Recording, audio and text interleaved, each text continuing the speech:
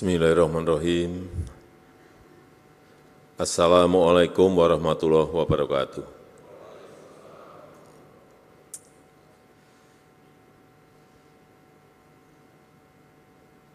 Yang saya hormati Ketua Komisi Yudisial, para Menteri, Kapolri, para Kepala Staf Angkatan,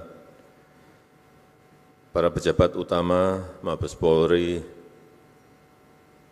seluruh Kapolda yang hadir, para penerima manfaat dari perizinan ini, Bapak Ibu, tamu undangan yang berbahagia.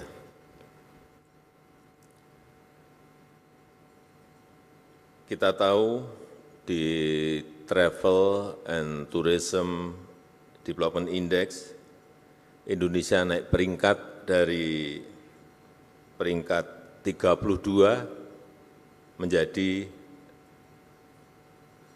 ke-22.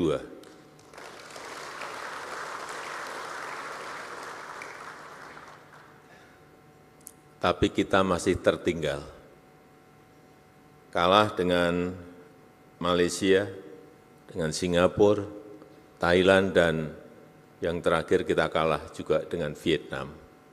Meskipun naik, tapi kita hanya di urutan ke-5 ASEAN.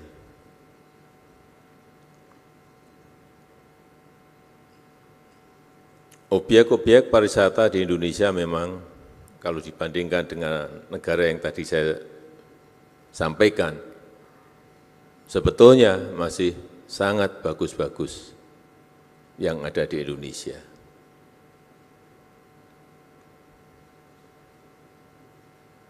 Sehingga yang paling baik adalah mendatangkan wisata mancanegara dalam jumlah yang besar. Dengan cara apa? Dengan cara menyelenggarakan event-event internasional. Baik itu yang namanya konser musik, baik itu summit, meeting, dan juga event-event olahraga. Kita tahu yang baru saja diselenggarakan Taylor Swift di Singapura di bulan Maret yang lalu, diselenggarakan 6 hari di Singapura. Dan Singapura adalah satu-satunya negara ASEAN yang menyelenggarakan itu.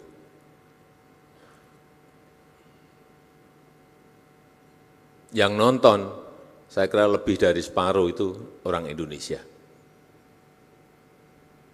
Karena penggemar Taylor Swift, kalau kita lihat di Spotify, Indonesia itu 2,2 juta orang.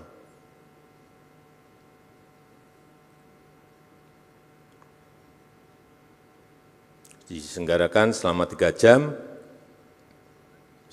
setiap harinya, dan dihadiri totalnya 360.000 orang berbondong-bondong ke Singapura.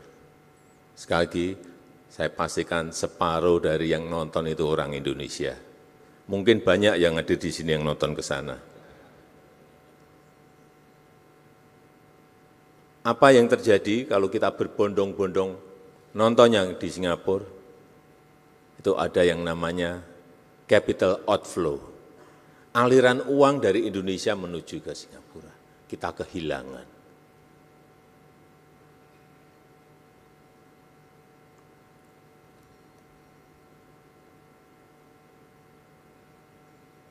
Kehilangan uang bukan hanya untuk beli tiket, tapi kehilangan uang Indonesia untuk bayar hotel, untuk makan, untuk transport, dan lain-lainnya.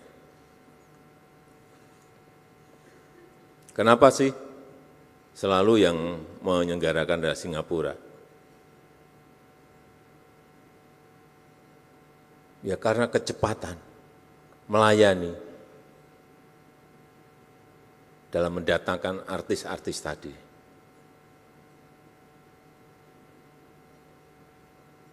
Dukungan pemerintah, baik itu kemudahan akses, keamanan, dan lain-lainnya. Yang kedua, saya ingat konser Coldplay. Indonesia dapat, tapi hanya 1 hari. Hanya 1 hari. Singapura dapat 4 hari. Penuh, tambah lagi jadi 5 hari. Penuh, tambah lagi jadi 6 hari. Sekali lagi, yang nonton itu separuh adalah dari Indonesia. Saya pastikan lebih dari separuh dari Indonesia. Karena di sini tiketnya baru 20 menit saja sudah habis. Tapi mau nambah enggak bisa. Kenapa? Saya tanya ke penyelenggara, karena memang urusan perizinan kita ruwet.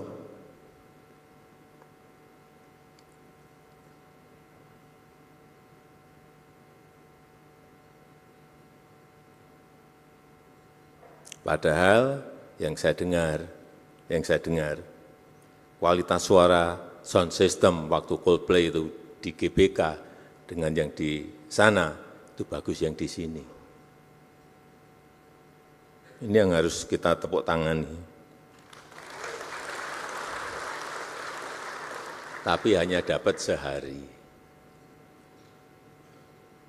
Inilah yang harus kita selesaikan. Yang ketiga, Piala Dunia tahun 22 di Qatar. Itu bisa membangkitkan pertumbuhan ekonomi di Qatar dari yang tahun sebelumnya hanya 1,5%, melompat menjadi 4,3% pada saat penyelenggaraan. Dan Qatar berani mengeluarkan uang untuk event itu 220 billion US dollar. Itu kalau dirupiahkan 3.600 triliun. Di atas APBN kita setahun. Kenapa dia berani mengeluarkan itu, uang sebanyak itu? Ya karena pasti return-nya lebih besar dari ini, keuntungannya pasti lebih besar dari ini. Dan saat pembukaan, jumlah yang nonton 60.000 yang datang ke sana, tapi yang nonton lewat TV lebih dari 3 juta. Itu sudah keuntungan promosi sebuah negara. Sekarang kita masuk ke Indonesia. Kita punya event-event yang besar, meeting misalnya, yang baru saja World Water Forum itu dikunjungi oleh peserta itu lebih dari 50.000. Kemudian waktu sebelumnya juga World Bank and IMF annual meeting itu yang datang ke Indonesia kurang lebih 30.000 peserta. G20 yang datang 21.000.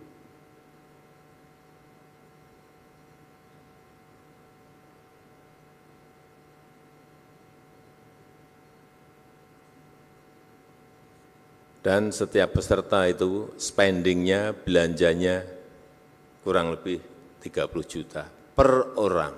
Tinggal kalikan saja. Total menjadi berapa ratus miliar atau berapa triliun. Inilah event, meeting. Sehingga sekarang ini banyak orang rebutan mengadakan event-event dunia.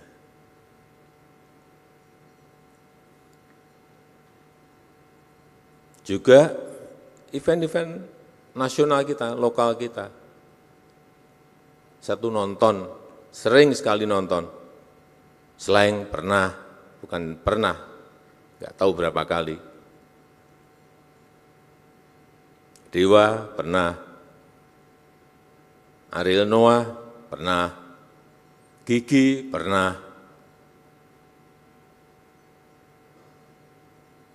Yang saya bisa bayangkan, ngurus izinnya ruwet saja masih mau menyelenggarakan kok, penyelenggara event. Apalagi kalau sekarang dipercepat itu. Saya berikan contoh aja MotoGP di Mandalika. Saya cek ke panitia. Ini efeknya luar biasa.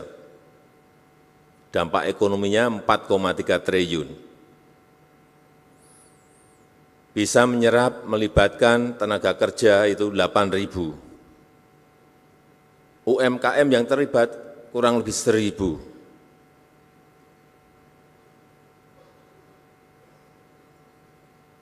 Tapi begitu saya tanya, bagaimana mengenai perizinan, lemes saya. Ternyata ada 13 izin yang harus diurus. Tapi namanya bukan perizinan,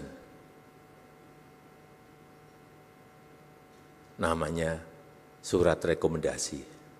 Sebetulnya sama saja, perizinan itu hanya diganti nama aja, dialuskan menjadi surat rekomendasi. Ada yang namanya surat pemberitahuan, tapi namanya itu izin.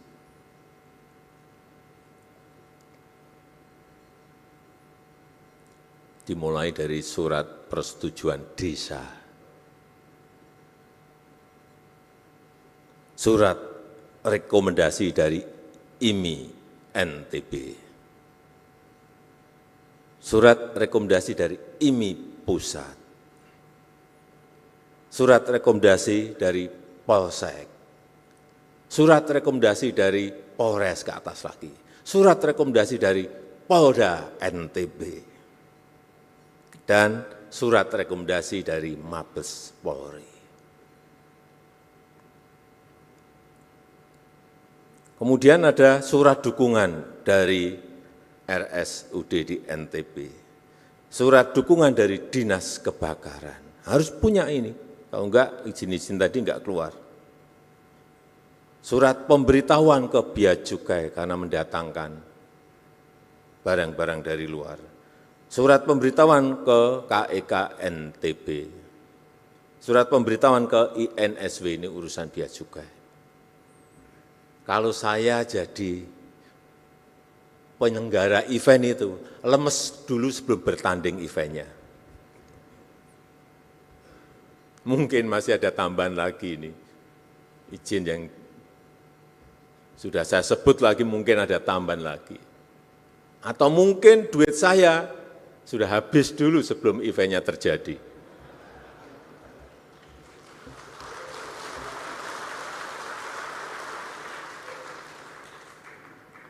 Ini fakta. Karena saya tanya langsung, sebenarnya problemnya apa sih? Ini sama dengan konser musik, dengan event-event olahraga lainnya, sudah nggak akan mungkin jauh dari yang tadi saya sebutkan tadi. Betapa sangat beratnya menjadi penyelenggara event di Indonesia. Padahal event di Indonesia itu setiap tahun, sekarang sebelum pandemi itu ada 4.000 event kurang lebih. Sekarang 3.700 event. Jadi sekali lagi, ini sudah saya kejar-kejar lama. Saya sangat mengapresiasi, sangat menghargai, sekarang sudah ada OSS untuk penyelenggaraan event. Tapi juga akan saya ikuti terus, akan saya cek terus. Karena yang terjadi dulu pernah di sebuah kementerian, sudah dibuat OSS, tapi karena nggak pernah dicek, nggak pernah dikontrol, sistemnya dimatikan. Artinya apa? Manual lagi. Artinya ketemu lagi. Dan akhirnya ditangkap oleh KPK. Ya, saat itu langsung ditangkap oleh KPK. Saya datang, karena saya datang ke sana.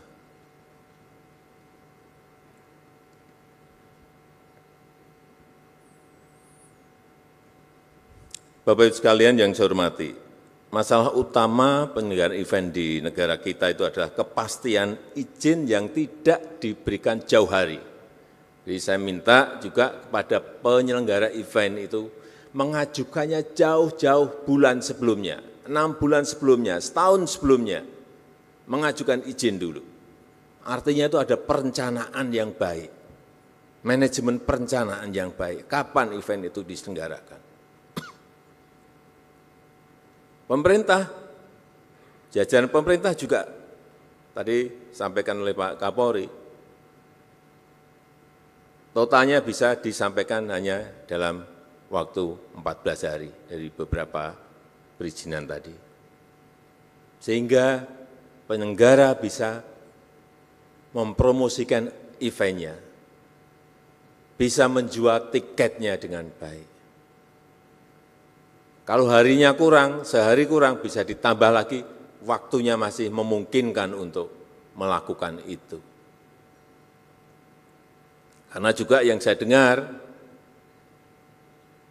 sering mengajukan izin hanya seminggu sebelumnya. Dadakan seperti itu. Ya sulit. Kalau sudah didadak seperti itu. Jadi kita semuanya memang harus bekerja dengan perencanaan yang baik. Jadi kalau di internasional, artis pun kan juga jadwalnya padat, jadi memiliki planning yang jauh-jauh hari. Di kita juga sama, artis juga jadwalnya padat, harusnya penyelenggaraannya juga meminta izinnya juga harus jauh-jauh bulan sebelumnya, tidak dadakan.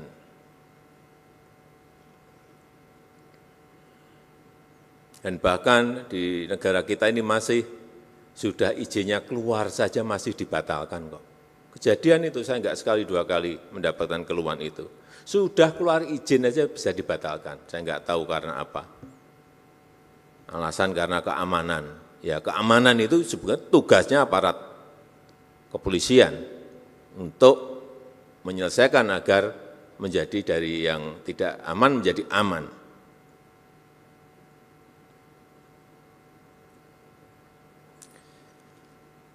Oleh sebab itu, sekali lagi mengenai digitalisasi proses perizinan ini yang segera kita launching, harapan saya sekali lagi bukan hanya website layanan saja, tapi betul-betul memberikan kemudahan pengurusan, betul-betul memberikan kepastian jauh-jauh hari sebelumnya, betul-betul memotong birokrasi kita, dan sehingga munculnya adalah sebuah kos yang lebih murah dan lebih terbuka transparan.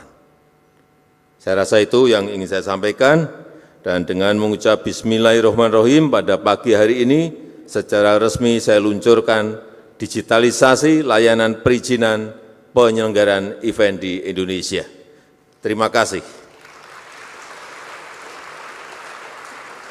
Kami mengundang ke atas panggung Menteri Koordinator Bidang Kemaritiman dan Investasi, Sekretaris Kabinet, Menteri Badan Usaha Milik Negara, Menteri Pemuda dan Olahraga, Kepala Kepolisian Negara Republik Indonesia, PJ Gubernur Jakarta. Tapi kita masih punya PR besar juga. Setelah ini rampung, PR kita adalah bagaimana agar hak cipta itu bisa berdampak kepada para seniman, pencipta lagu, dan lain-lain. Kalau eventnya banyak, tapi dampaknya tidak ke pencipta lagu, ke artisnya juga ini akan tidak berdampak baik kepada para seniman kita. Saya rasa itu. Wassalamualaikum warahmatullahi wabarakatuh.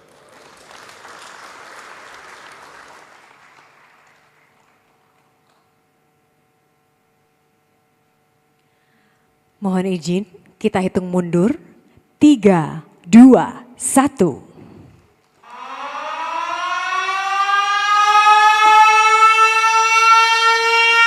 Dengan demikian, digitalisasi layanan perizinan penyelenggaraan event secara resmi diluncurkan. Mari kita berikan tepuk tangan yang sangat meriah.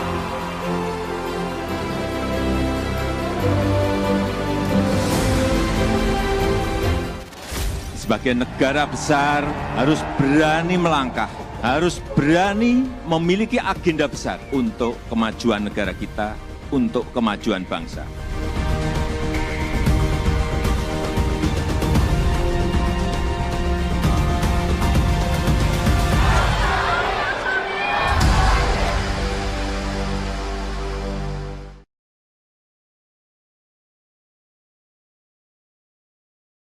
Jelajahi cara baru mendapatkan informasi. Download Metro TV Extend sekarang.